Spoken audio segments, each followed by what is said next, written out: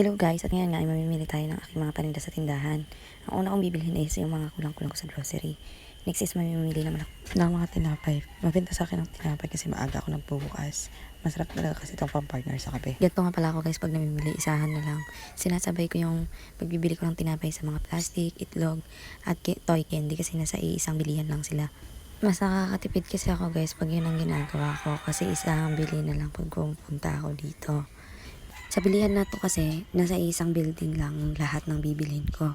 Katulad ng tinapay, groceries, itlog, toys, candy, para sa aking tindahan. Kaya pag bumibili ako dito, sinasabay-sabay ko na lahat para isahang pamasahe na lang talaga guys. At ayan nga guys, napako na lang ako kay kuya ng chicharon isaw ng baka at saka chicharon baboy.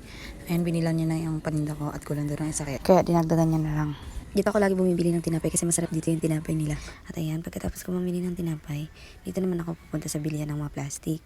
Bibili lang ako din ng plastic ng yellow, plastic labo at plastic bag na ginagamit ko sa tindahan. At yung iba paninda ko din naman.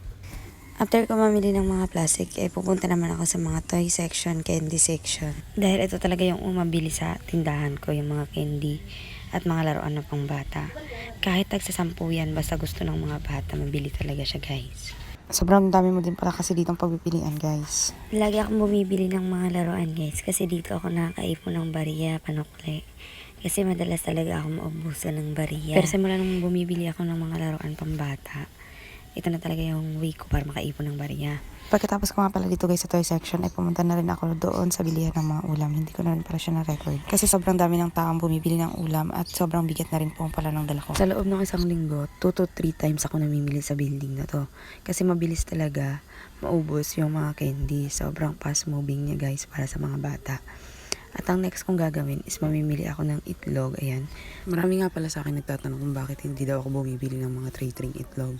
Syempre guys, mabigat. Ako lang po ang nagdadala. Pagkasama ko asawa ko, yun, bumibili ako ng mga tray ng itlog o kaya 4. At ayan, bumalik nga pala ako sa second floor kasi andun yung iba kong mga pinamili. At ayan guys, lahat ng mga pinamili ko, nakasakay na rin pala ako ng badya. Pauwi na rin po ako. Please don't forget to follow my page.